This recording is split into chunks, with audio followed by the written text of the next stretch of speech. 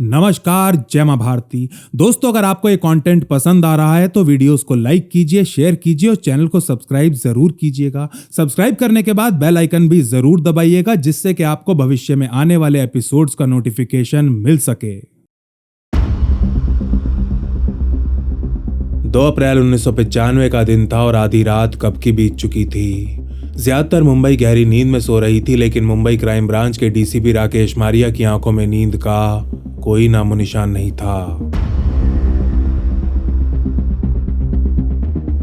करवटें बदल रहे मारिया हर 5 मिनट बाद बिस्तर से उठते और अपने बेडरूम में रखा फोन उठा चेक करने लगते कि उसमें डायल टोन आ भी रही है या नहीं, और अगर आ रही है तो फिर अब तक उनके पास वो कॉल क्यों नहीं आई जिसके इंतजार ने उनकी नींदें उड़ा रखी हैं। ऐसी ही रातें कभी कभी उन्हें सोचने पर मजबूर कर दिया करती थीं कि ये करियर आखिर उन्होंने चुना ही क्यों।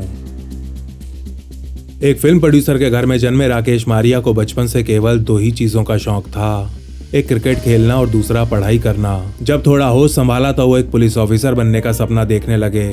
इसीलिए मुंबई के सेंट जेवियर्स कॉलेज से ग्रेजुएशन पूरी करने के बाद उन्होंने यूपीएससी क्लियर किया और 1981 में वो एक आईपीएस ऑफिसर बन गए। ये एक ऐसा करियर था जो राकेश मारिया ने खुद अपने आप ही चुना था, और अगर आज इसकी वजह से उनकी रातों की नींदें उड़ी हुई थी तो फिर वो अपने अलावा इसकी किसी और से शिकायत भी तो नहीं कर सकते थे। उनके जमाने में इंटरनेट नहीं था, इसलिए वो तो अपना जॉब्स की ऐप का फायदा नहीं उठा पाए, लेकिन आप ऐसा अवश्य कर सकते हैं। नीचे डिस्क्रिप्शन में अपना जॉब्स का एक विशेष लिंक दिया गया है, जिसका प्रयोग कर आप अपने मनचाहे डोमेन में पार्ट टाइम या फिर फुल टाइम जॉब बहुत ही आसानी से पा सकते हैं, और वो भी देश की जानी मानी एमएनसीज जैसे कि अमेजॉन, टाटा, जोमेटो, रिलायंस और उबर इत्यादि में। अपना जॉब्स की प्लेसमेंट सेवाओं का लाभ उठाने के लिए आपको 1 पैसा भी खर्च नहीं करना है। बिना किसी फीस के नीचे दिए गए लिंक का प्रयोग कर आप अपनी शिक्षा और स्किल्स के अनुसार 20 से 40 हजार रुपए सैलरी तक की जॉब पा सकते हैं। अपना जॉब्स पर टीचिंग, कॉलिंग, ड्राइविंग से लेकर एचआर, मार्केटिंग और फाइनेंस में हर प्रकार के कैंडिडेट के लिए जॉब्स हैं। अगर आप ज्यादा पढ़े लिखे नहीं हैं या फिर आपको अंग्रेजी बोलनी नहीं आती तो भी आप 40 हजार रुपए तक की नौकरी बहुत ही आसानी से पा सकते हैं। आपको बस नीचे दिए गए लिंक का इस्तेमाल करना है। अपना जॉब्स की सेवाओं का लाभ उठाने के लिए आपको नीचे दिए गए विशेष लिंक पर जाना है। ऐप को डाउनलोड करने के बाद अपनी प्रोफाइल बनानी है और फिर आप एक क्षण भर में हजारों जानी मानी कंपनीज के विशालकाय नेटवर्क से जुड़ जाएंगे। यदि आपके मन में किसी कंपनी को लेकर कोई प्रश्न या डाउट है तो आप सीधा उस कंपनी के एग्जीक्यूटिव से व्हाट्सएप पर चैट भी कर सकते हैं, क्योंकि यहाँ पर आपको हर कंपनी का कॉन्टैक्ट नंबर भी उपलब्ध कराया जाएगा। बिना मन की कोई नीरस सी नौकरी करते हुए जीवन भर पछताने से अच्छा है कि आज ही अपना जॉब्स की ऐप डाउनलोड कर लीजिए। आपके लिए एक विशेष लिंक नीचे उपलब्ध करा दिया गया है।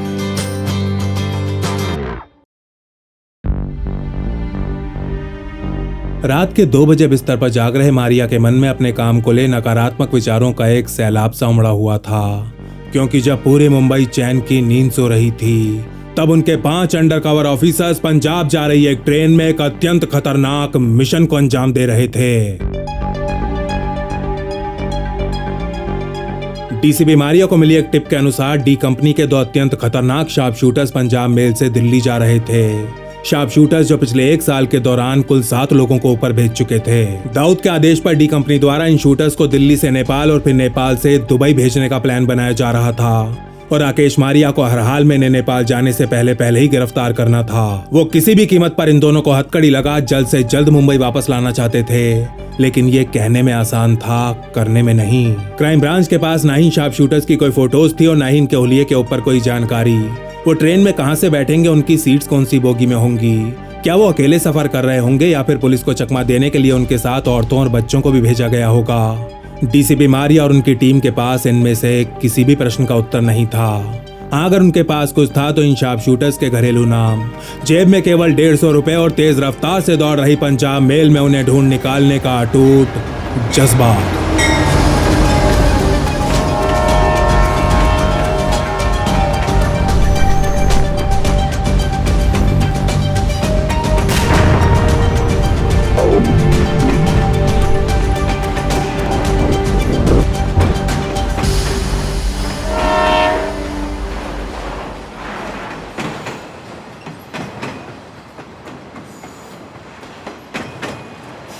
अप्रैल 1995 में राकेश मारिया को मुंबई क्राइम ब्रांच ज्वाइन करे पूरे 2 साल हो चले थे, और इन 2 सालों के दौरान उन्होंने लोकल खबरियों का एक अच्छा खासा नेटवर्क खड़ा कर लिया था। बिना खबरी क्राइम ब्रांच का एक ऑफिसर बिल्कुल बिना पेट्रोल वाली कार के समान होता है और राकेश मारिया इस बात को बहुत अच्छे से समझते थे। शायद इसीलिए वो अपने खबरियों का कुछ ज्यादा ही ख्याल रखा करते थे। उनका कोई भी खबरी उन्हें किसी भी टाइम घर या ऑफिस में बिना किसी संकोच कॉल कर सकता था। 1 अप्रैल 1995 की सुबह भी उनके पास बिल्कुल ऐसी ही कॉल आती है। हेलो साहब, आपसे एक बहुत ज़रूरी बात करने का, लेकिन फ़ोन पर नहीं। आप अभी के अभी वो रे रोड वाले लाल गोदाम पे आ सकते क्या? अपने इस खबरी को मारिया काफी टाइम से जानते थे, इसलिए किसी प्रकार के डबल क्रॉस का तो कोई प्रश्न ही पैदा नहीं होता था। ठीक है, 1 घंटे में पहुंच रहा हूँ। फोन नीचे रखते ही मारिया अकेले अपनी गाड़ी में रे रोड के लिए निकल जाते हैं, जहां एक बड़े से गोदाम के पास ट्रकों की पार्किंग में उनका खबरी पहले से खड़ा हुआ था।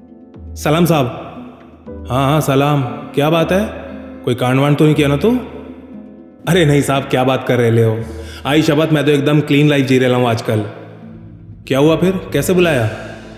मारिया ये पूछते हैं तो चारों तरफ एक नजर दौड़ाने के बाद अत्यंत दबी हुई आवाज में खबरी कहता है, साहब आजकल आप वो सेक्शन बहुत गर्म किए ना, इसलिए दाऊद के 2 टॉप शूटर्स को दुबई भेज रहे वो लोग। कौन लोग? कौन भेज रहे हैं उनको? मारिया का सवाल सुनते ही उनका खबरी अचानक खामोश हो जाता है। एक खामोशी जिसका कारण 90 के दशक की मुंबई में फैला डी कंपनी का बेलगाम आतंक था। मेरे होते डर लग रहा है तेरे को? मेरे एक भी आदमी को आज तक कुछ हुआ है क्या साले? ये कहते हुए मारिया 100 के 3 नोट घबराए हुए इस खबरी की जेब में डाल देते हैं। अरे साहब नहीं, पैसे के लिए थोड़ी ना आया उधर। कोई नहीं, रख ले, काम आएंगे। और ये बता कि दाऊद गैंग में किसके शूटर्स हैं ये लोग? साहब वो सौत्या के। आज से ठीक 1 हफ्ते पहले प्रवीण गावंद नाम के एक आदमी को दिन दहाड़े गोली मार दी गई थी। गावंद दाऊद के राइट हैंड सुनील सावंत और सौत्या के लिए व्यापारियों से कलेक्शन का काम किया करता था और कलेक्शन के हिसाब किताब में हुई हेरफेर के शक के चलते उसे सौत्या के शूटर्स ने ऊपर भेज दिया था। इसके 1 हफ्ते बाद सौत्या के ही शार्प शूटर्स एक सैयद आसिफ मनन को मार गिराते हैं। आसिफ छोटा राजन के लिए मनी लॉन्ड्रिंग और हवाला का काम देखा करता था और इसकी हत्या पिछले 1 साल में अंडरवर्ल्ड से जुड़ी 7वीं हत्या थी। आए दिन हो रहे अंडरवर्ल्ड के इन शूटआउट से पब्लिक में बहुत ज्यादा रोष था और मीडिया में मुंबई पुलिस की कड़ी आलोचना हो रही थी। मुंबई अंडरवर्ल्ड के ऊपर लगाम कसने का जिम्मा क्राइम ब्रांच के ऊपर था और जल्द से जल्द नतीजे देने के लिए राकेश मारिया को बहुत ज्यादा राजनीतिक दबाव झेलना पड़ रहा था। इन शूटआउट्स के लिए जिम्मेदार गैंगस्टर्स को सलाखों के पीछे पहुंचाने के लिए मारिया की टीम दिन रात उनके ठिकानों पर रेड्स मार रही थी। उनके घर वालों, रिश्तेदारों और यार दोस्तों को राउंड अप करने में लगी हुई थी। एक रूटीन जिसे मुंबई पुलिस की भाषा में सेक्शन गर्म करना कहा जाता है। डीसीपी मारिया को अपने खबरी से मिली जानकारी के अनुसार सौत्या के 2 सबसे अनुभवी शार्प शूटर्स जीतू और रामिया 1 अप्रैल 1995 की शाम पंजाब मेल से दिल्ली के लिए निकलने वाले थे। लेकिन ये लोग कौन हैं, कहाँ रहते हैं, दिखते कैसे हैं, इनका बैकग्राउंड क्या है, इस बारे में खबरी और क्राइम ब्रांच दोनों के ही पास कोई जानकारी नहीं थी। इस समय तक मुंबई पुलिस के पास कंप्यूटर्स भी नहीं हुआ करते थे और इसीलिए मारिया के पास इन लोगों के रिकॉर्ड्स खंगालने का कोई तेज तर्रार तरीका भी नहीं था। अब मारिया को बस इतना पता था कि इन लोगों के नाम जीतू और रामिया हैं। ये दोनों दाऊद के शार्प शूटर्स हैं और इन्होंने अभी हाल ही में हुए शूटआउट्स में खुद अपने हाथों से ट्रिगर दबाया है।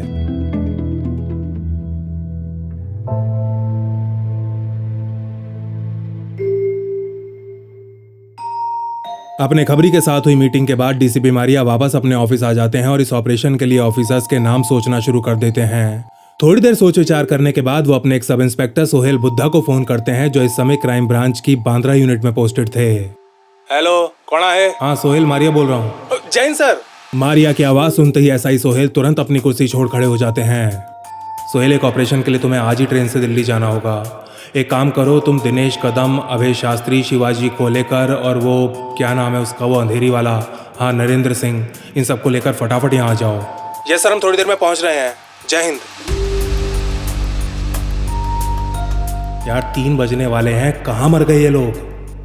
डीसीपी मारिया के ऑफिस में लगी घड़ी में घंटे की सुई 3 के पार जा चुकी थी, लेकिन एसआई सोहेल और बाकी अफसरों का अभी तक कोई अता पता नहीं था। गुस्से के मारे उबल रहे मारिया एक बार फिर बांद्रा ऑफिस फोन लगाते हैं। Hello, where the hell are you Sohail? अभी तक आए क्यों नहीं तुम लोग?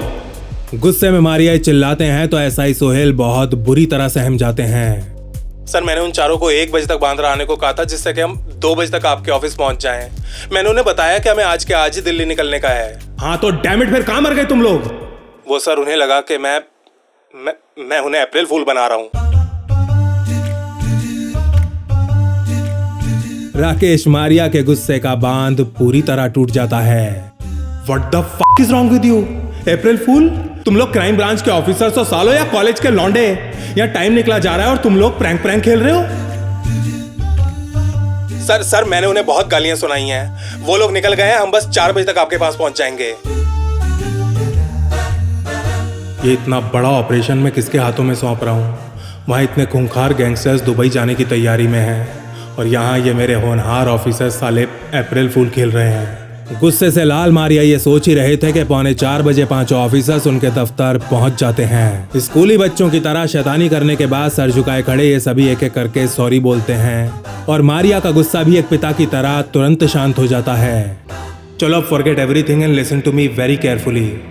मुंबई फिरोजपुर पंजाब मेल CST से शाम को 7:30 बजे निकलती है। दाऊद के 2 शार्प शूटर्स जीतू और रामिया आज इस ट्रेन से दिल्ली जा रहे हैं। अब ये बताओ कि इनको उठाना कैसे है? ये गर्मियों का हॉलिडे सीजन था और इस समय ज्यादातर ट्रेन्स खचाखच भरी होती थीं।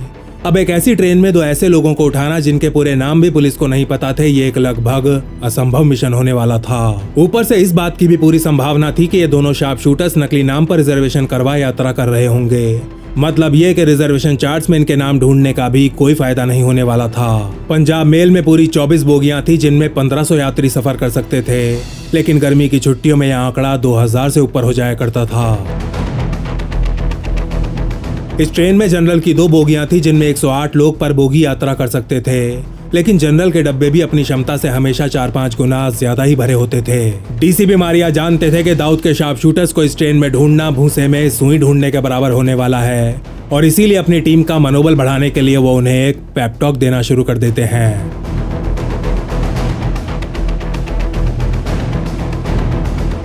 तुम लोग ऐसे ही मिशंस को अंजाम देने के लिए इस धरती पर आए हो, नहीं तो तुम क्राइम ब्रांच में नहीं बल्कि किसी पोस्ट ऑफिस में काम कर रहे होते। याद रखना कि महान अवसर ही महान क्षणों को जन्म देते हैं और ये हमारे सामने एक ऐसा ही महान अवसर है।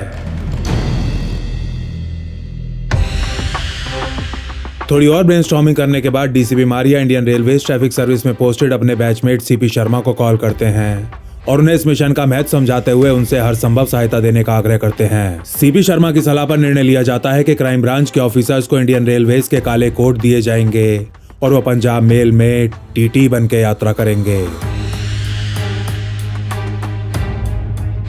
प्लान के तहत TT बनने के बाद इन पुलिस ऑफिसर्स को ट्रेन की हर बोगी में बारीकी से जांच करनी थी।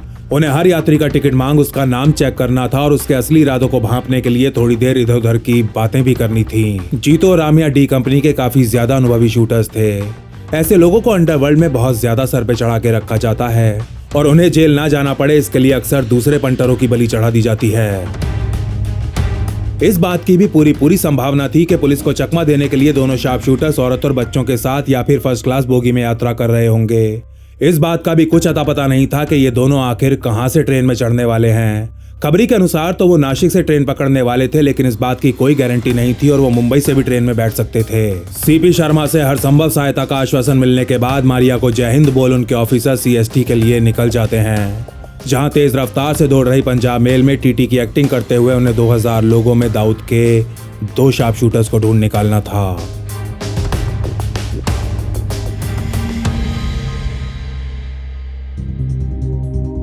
दिल्ली होते हुए फिरोजपुर जाने वाली पंजाब मेल आज की शाम बिल्कुल अपने टाइम पर यानी कि 7:30 बजे CST से चल पड़ती है और कोई 15 मिनट बाद TT का भेष धारण किए मुंबई क्राइम ब्रांच के ऑफिसर्स यात्रियों के टिकट चेक करना शुरू कर देते हैं।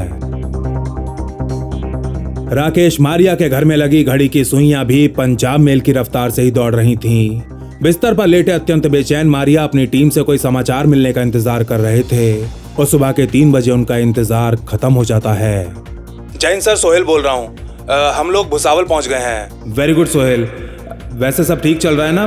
कुछ पता चला उन लोगों का? नहीं सर, हम लोग 3 बोगी चेक कर चुके हैं लेकिन अभी तक तो किसी पर कोई शक नहीं है। थोड़े से निराश लग रहे SI सोहेल ये अपडेट देते हैं तो तुरंत उनकी हिम्मत बढ़ाते हुए DCP मारिया कहते हैं, अरे कोई बात नहीं सोहेल, आज मुझे अंदर से पूरी फील आ रही है कि तुम लोग खाली हाथ वापस नहीं आओगे। बाकी बोगीज को भी चेक करो एंड हाँ, be very very careful. Sure sir, जय हिंद।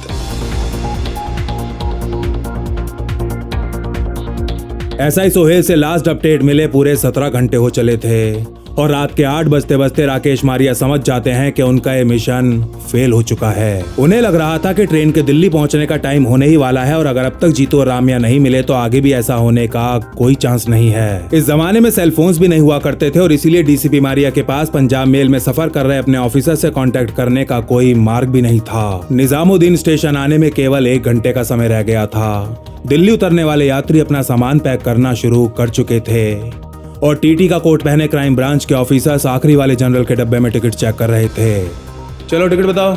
जीन्स और टी शर्ट पहने एक युवक से इंस्पेक्टर दिनेश कदम ये कहते हैं तो वो अपना टिकट निकाल उनके हाथ में रख देता है। इस टिकट के ऊपर पेन फिराते हुए दिनेश कदम इस युवक से उसका नाम पूछते हैं तो वो उत्तर देता है, जितेंद्र राणे।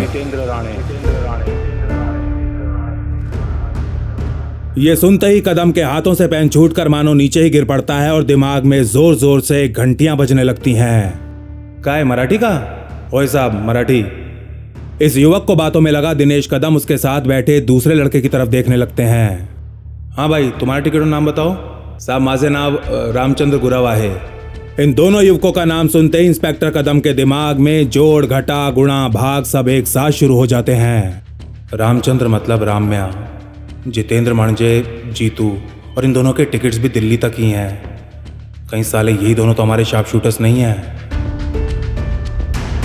पंजाब में किसी राजेंद्र का नाम बॉबी या हैप्पी हो सकता है और बंगाल में किसी रिया का नाम मुनमुन, लेकिन मराठी लोगों में घर के नाम असली वाले नाम से ही बनाए जाते हैं, जैसे कि जितेंद्र राणे से जीतू और रामचंद्र गुरव से रामू या फिर राम्या। दिनेश कदम इसी बोगी में टिकट चेक कर रहे अपने साथी नरेंद्र सिंह को तुरंत इशारा कर देते हैं कि यही दोनों अपने पंटर्स हैं। इशारा मिलते ही नरेंद्र सिंह अपने बाकी साथियों को जानकारी देने बोगी से बाहर चले जाते हैं और दिनेश कदम थोड़ी दूरी से इन दोनों युवकों पर लगातार नजर बनाए रखते हैं।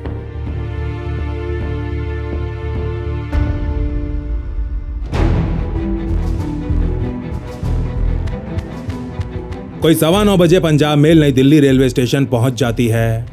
ट्रेन से नीचे उतर वो दोनों लड़के एक दूसरे से अलग हो बाहर की तरफ चलने लगते हैं और क्राइम ब्रांच के ऑफिसर्स बिल्कुल चुपचाप इनके पीछे पीछे। स्टेशन से बाहर निकल ये दोनों लड़के एक तीसरे आदमी से मिलते हैं और फिर ये तीनों एक ऑटो में जाकर बैठ जाते हैं। ये देखते ही क्राइम ब्रांच की टीम भी फटाफट 2 अलग अलग ऑटोज में बैठ दिल्ली की सड़कों पर इनके पीछे लग जाती है। रात के लगभग 10 बजे जीतू, राम्या और वो तीसरा आदमी ऑटो से नीचे उतर कश्मीरी गेट की एक लॉज में प्रवेश कर जाते हैं, जिसके बाद इंस्पेक्टर दिनेश कदम तुरंत एक पीसीओ से राकेश मारिया को कॉल मिलाते हैं। जय हिंद सर। सर हमने उन दोनों को तो आइडेंटिफाई कर लिया है, लेकिन उनके साथ एक तीसरा आदमी भी है और अभी ये तीनों कश्मीरी गेट की एक लॉज में हैं। कदम से सुनते ही बहुत ज्यादा निराश बैठे राकेश मारिया की बाँछें खिल जाती हैं। Amazing job Kadam and very nicely done. लेकिन अब मेरी बात ध्यान से सुनो।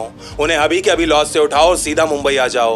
और हाँ, ध्यान रखना उनके पास गन्स भी हो सकती हैं। डोंट वरी सर, अभी सालों को अरेस्ट करके आपको फोन करता हूँ। इस कॉल के बाद क्राइम ब्रांच के ऑफिसर्स उस लॉज में घुसते हैं और मैनेजर को अपना आईडी कार्ड दिखा उससे उन तीनों का कमरा दिखाने को कहते हैं। ये तीनों आदमी दूसरी मंजिल के कमरे में रुके हुए थे, जिसका किराया 150 रुपए पर नाइट था। कमरा देखने के बाद अभय शास्त्री लॉज के बाहर पोजीशन ले लेते हैं, जबकि सोहेल बुद्धा, दिनेश कदम, शिवाजी कोलेकर और नरेंद्र सिंह उस कमरे के बाहर छिप जाते हैं और कुछ गहरी सांसें लेने के बाद मैनेजर की तरफ दरवाजे पर नॉक करने का इशारा कर देते हैं। अबे कौन है? डिस्टर्ब करने को मना किया था ना।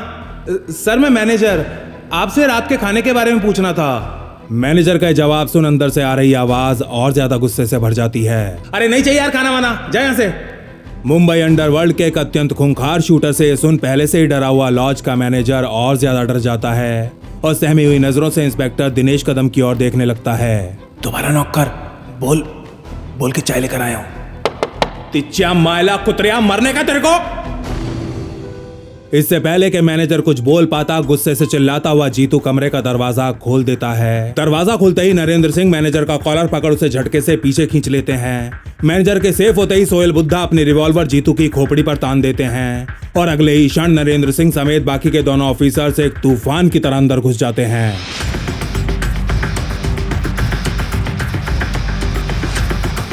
इससे पहले के तीनों गैंगस्टर्स में से कोई अपनी रिवॉल्वर निकाल पाता, उनके हाथों में मुंबई पुलिस की गवर्नमेंट इशू हथकड़ियां लगी होती हैं। कमरे में हुई पूछताछ में पता चलता है कि वो तीसरा आदमी जो जीतू और राम्या को रेलवे स्टेशन पर लेने आया था, उसका नाम परशुराम चौहान था। ये भी डी कंपनी का एक शार्प शूटर था और नेपाल के रास्ते दुबई जाने के लिए अभी कुछ दिन पहले ही मुंबई से दिल्ली आया था।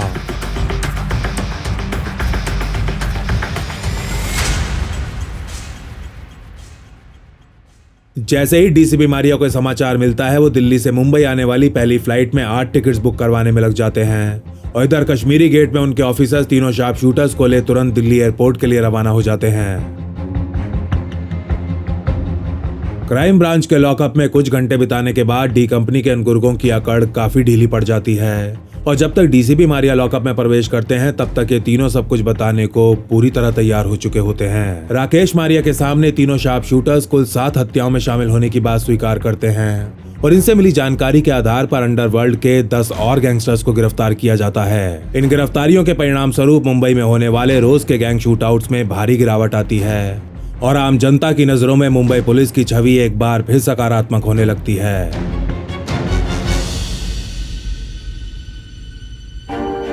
क्राइम ब्रांच द्वारा किए जाने वाले इस प्रकार के हर मिशन के बाद एक डिब्रीफिंग सेशन हुआ करता था और इस बार हुए सेशन में मारिया को एक बात पता चलती है, एक बात जो इस परिपक्व आईपीएस ऑफिसर की आंखों को नम कर देती है। हुआ कुछ यूं था कि 1 अप्रैल की उस दोपहर जब डीसीपी मारिया ने एसआई सोहेल को फोन किया तब पंजाब मेल छूटने में पहले से ही ज्यादा टाइम नहीं रह गया था।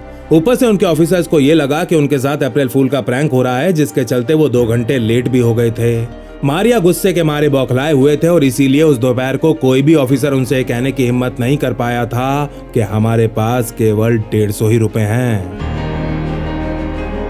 तीनों शार्प शूटर्स को गिरफ्तार करने के बाद जब एसआई सोहेल बुद्धा ने डीसीपी मारिया को दिल्ली से आखिरी कॉल की तब 5 ऑफिसर्स के पास कुल 20 रुपए ही रह गए थे। अब इन 20 में से 7 रुपए तो उस एसटीडी कॉल पर ही खर्च हो गए थे और बाकी रुपयों की एक चॉकलेट खरीद भूख से तड़प रहे इन ऑफिसर्स ने उसे मिल बांट कर खा लिया था। जाते जाते आपको याद दिला दूं कि नीचे दिए गए लिंक से अपना जॉब्स की ऐप को अवश्य डाउनलोड कर लीजिएगा। विश्वास मानिए इसमें आपका ही फायदा है, क्योंकि इस ऐप पर आपको आपकी जरूरत अनुसार पार्ट टाइम या फिर फुल टाइम जॉब बहुत ही आसानी से मिल सकती है। अगर आपने ज्यादा पढ़ाई नहीं की है और मेरी तरह अंग्रेजी में आपका हाथ भी थोड़ा तंग है तो भी यहाँ आपके लिए जॉब्स उपलब्ध हैं और वो भी 40,000 रुपए सैलरी तक की। तो अभी नीचे दिए गए विशेष लिंक पर जाइए और अपना जॉब्स की ऐप को डाउनलोड कीजिए।